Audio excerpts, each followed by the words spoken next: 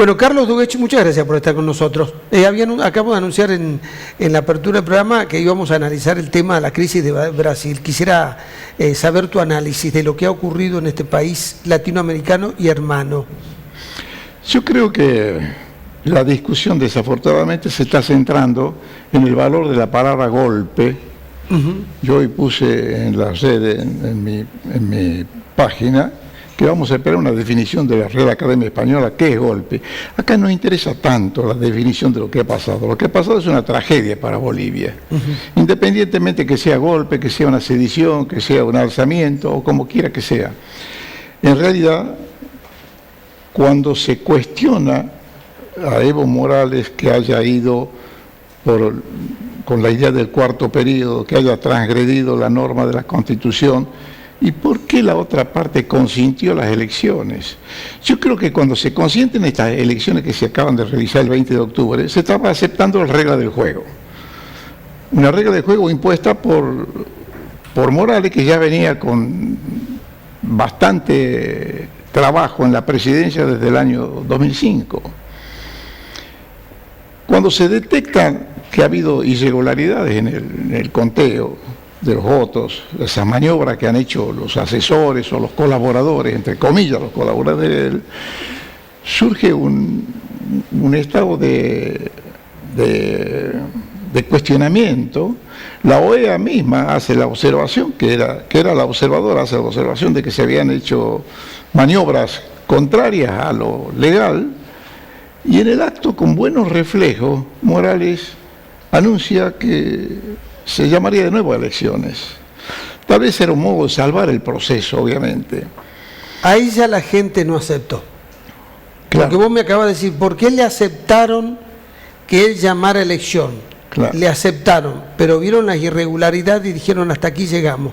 Claro. No creemos que en el nuevo proceso no haya irregularidades, y me parece que ahí hay un punto de inflexión importante. Sí, pero también puede servir esto para decir, si se llama de nuevo a elecciones, las experiencias que hemos tenido con esta las vamos a tener tan en cuenta que no va a ocurrir nunca más otra cosa parecida.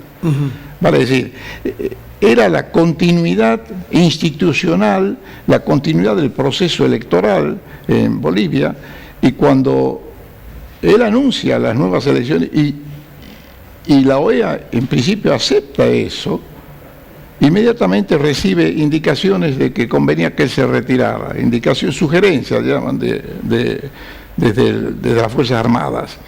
Y luego lo que llama la atención, la gestión policial. Nunca se había visto en nuestra América que la gestión policial tuviera primacía, siempre estaba secundaria de las Fuerzas Armadas.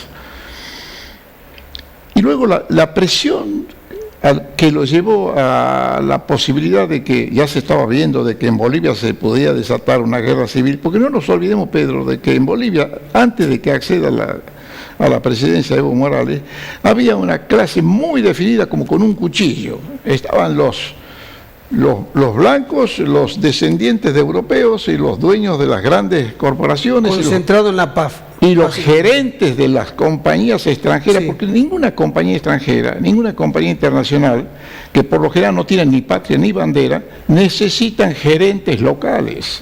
Entonces, ese grupo conformado por los gerentes locales vivían su vida. Y los bolivianos en sus distintas conformaciones, los aymara, a los que representa Morales, estaban sometidos, yo quiero hacer una comparación, como las castas de la India. Sí. Más o menos, allá es más riguroso, por supuesto, pero era como un trato hecho, como un trato que no podía ser modificado. Y la elección de Morales viene a modificar esa estructura. Claro. Asombra a los inversores extranjeros que terminan aceptando las condiciones que le impone Morales o se van.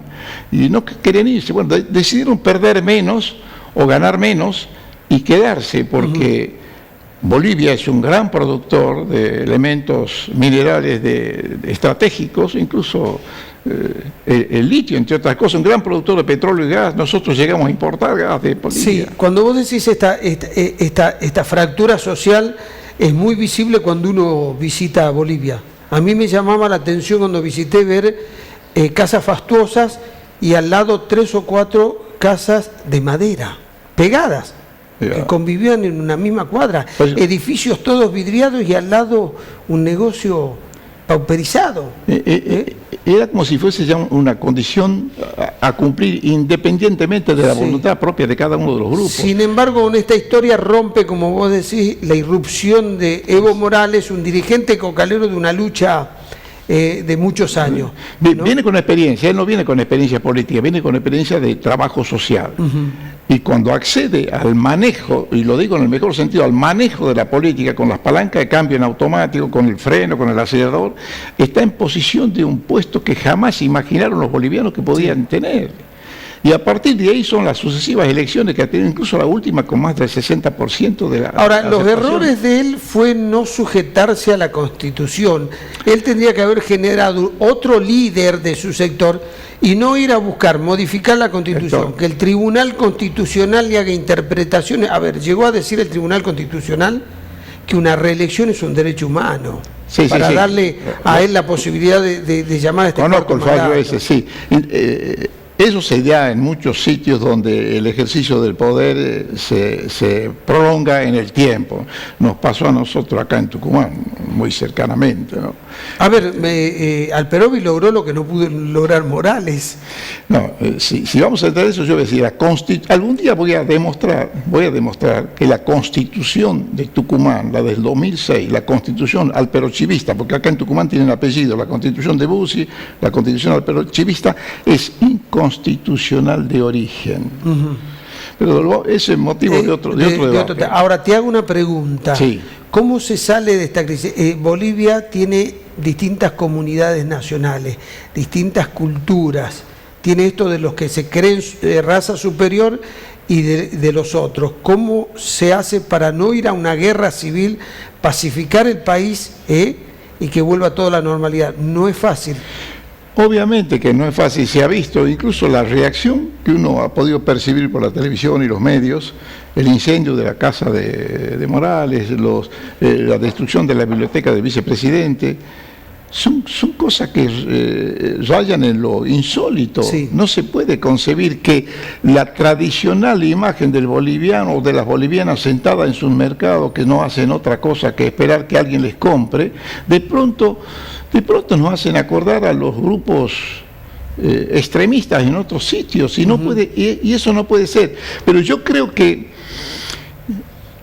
el gesto de Morales, que es el que yo destaco, incluso llegué a decir que puede ser un candidato al Premio Nobel de la Paz, porque lo que ha hecho Morales es decir, renuncio por los motivos que él anuncia, por los que renuncia. Él sabía que se venía una cosa muy grave y que la única posibilidad era renunciar, ni siquiera presentarse él ni los candidatos que él hubiera sugerido para las próximas elecciones, en el supuesto que hubiera próximas elecciones o que hubiera una continuidad precaria.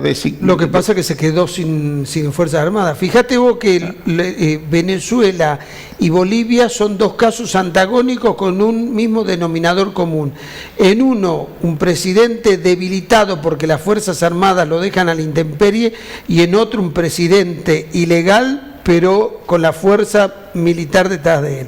Claro, lo que ocurre que en el caso de Venezuela, ya que citaste, Maduro es la continuidad o la pretendida continuidad de Chávez. Actúa como si fuese Chávez.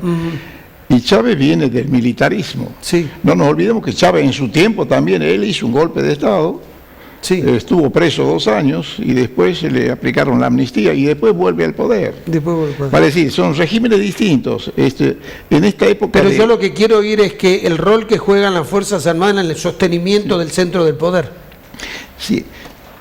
A mí me gustaría, es mi idea, de que en ningún lugar del mundo las Fuerzas Armadas se erijan en el sostenimiento de ningún poder, sino en el sostenimiento de la defensa del interés de la nación. Sí, yo coincido con vos. En nuestro eso país, en eso hay que ser indubitables, ¿no? Sí, en nuestro país, querido Pedro, empieza a fracasar desde el año 1930, de septiembre, el 6 de septiembre, cuando la revolución que voltea a Irigoyen. Independientemente de quién era Irigoyen y lo que le sucedieron, todos los golpes militares a partir del año 30 le dan a los muchachos de la Fuerza Armada la canonjía de que ellos son capaces de gobernar una nación.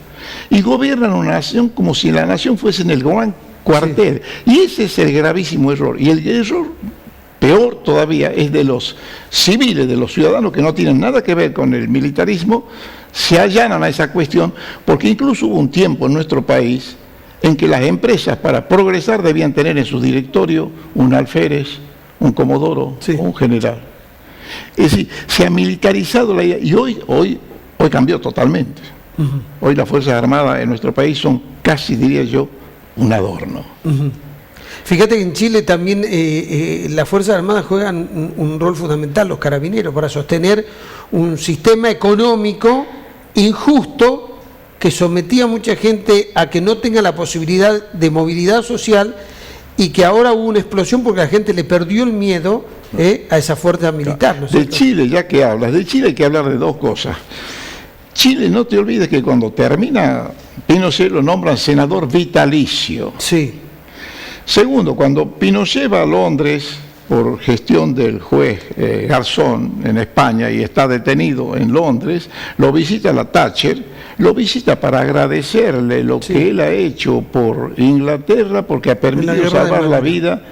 Y nosotros, los argentinos, comandados por Menem, le dimos una condecoración que se llama la Orden de Mayo en el grado de Gran Cruz, que se la llevó el general Balsa. Cuando le pidieron explicación al presidente Menem, dijo, no, si es porque andamos bien con el ejército. No, la condecoración proviene de un decreto ley del gobierno de la Revolución Libertadora que la instaura para personas extranjeras que han prestado un gran servicio a la nación. Esa es la condición de la orden. Yo hice gestiones para que en la Cancillería para que se le quite la orden, me dicen que no se puede hacer, lo único que se puede hacer es suspender. Pedí, según el artículo del decreto, suspensión, y muy timoratos algunos de la Cancillería me dicen, no se puede hacer, Duguech, porque la situación en Chile nos va a ir mal. Resulta que los chilenos ya lo juzgaron a Pinochet. Yo digo, en la memoria de nuestros chicos caídos por la imbecilidad de las decisiones del que era presidente de facto en su momento, por la memoria de ellos, debieran quitar del Museo de Santiago de Chile, de Pinochet, quitar de las vidrieras la condecoración que dio el gobierno argentino. Es una ofensa tremenda. Es una ofensa inadmisible. Es así, es así. Bueno, Carlos, muchas gracias por venir a analizar este tema de tanta actualidad como es la crisis de Bolivia y las conclusiones que vos sacaste que nos sirven para todo, ¿no? En la democracia hay que respetar todo el sistema de valores que sostiene el sistema. Y cierro con algo que me quedó con ganas de decirlo. Bolivia tiene el 3% de inflación. Sí. No voy a decir cuánto tenemos nosotros para no generar inflación. Y con un crecimiento anual sostenido de 4%. Así es. Gracias, Carlos. Gracias. Hacemos una pausa.